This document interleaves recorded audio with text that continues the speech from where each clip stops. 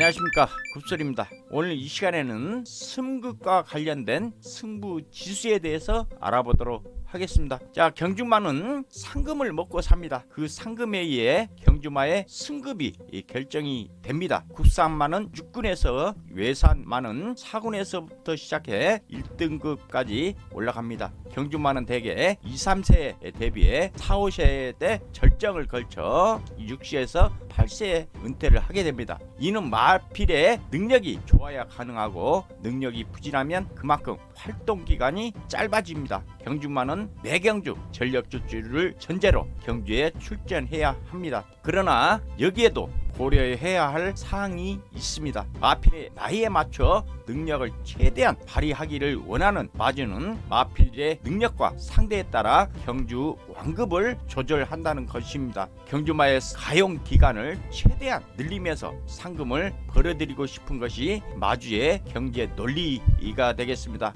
예컨대 6군에서 1위를 1회에서 5등급으로 올라가는 것보다 2위 2번, 3위 3번이나 3위 2번을 기록하고 다음에 1, 2위로 승급하는 게 훨씬 경제적이란 얘기입니다. 상위군으로 올라갈수록 상대가 강하고 경주거리도 늘어나게 되므로 가급적 무리한 승부는 피하게 됩니다. 한국 경마에서 경주마의 가용두수 부족으로 이런 상황을 어느 정도 인정해주는 분위기입니다. 경마대회에서 우승 가능성이 없으면 2, 3위를 하느니 강한 상대마가 빠져있는 일반 경주에 나가서 우승을 하는 게 상금이 더 많습니다. 굳이 경마대회에 출전할 이유가 없는 것이기 때문입니다. 물론 몇몇 외국산마의 점핑 출전이라는 외적인 경우도 존재를 합니다. 이들은 당장 상위군에 출전해도 우승이 가능한 개별 수입 마필들에 한정되어 있습니다. 이렇기 때문에 승급한 후 첫 경주에 나설 때는 대체적으로 승부 의지가 약합니다. 이럴 때는 통상 탐색을 한다고 말들 합니다. 다만 승급 후 첫 경기라 하여도 상대가 매우 약하거나 큰 상금이 걸렸을 때, 또는 휴양 직전 주의거나 순위 변경에 의해 순근이 늦어졌을 때는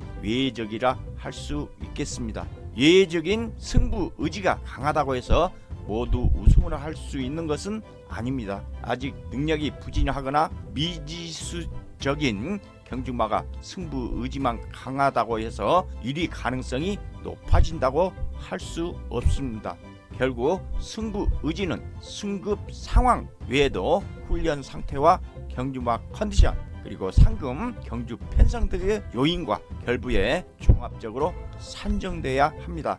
승급과 관련된 승부 의지 예측의 한 예를 들어보도록 하겠습니다. 3위 승급의 훈련량이 후보나 스포 위주로 강도 높게 했다면 승부 의지는 상당히 높다고 할 수 있겠습니다. 거기에다 출전마가 해당 마방 주력마이고 상대 마필들이 약하다면 승부 의지는 훨씬 더 높아집니다. 그 외에도 상금이 월 단위로 지급되는 현행 제도상 월말 경주는 상대적으로 승부에 대한 의지가 높게 나타나며 어떤 기술을 기승시켰냐도 밀접한 관련이 있습니다. 지난 93년 이전만 하더라도 경마 시행체인 한국마사회가 모든 경주마를 소유하고 경마를 시행했던 시절도 있었습니다. 한국 경마 시행 본질에 입각한 시스템을 갖추지 못해 불신과 부정의 늪에서 헤어나지 못했습니다. 한국 경마는 88 서울 올림픽 이후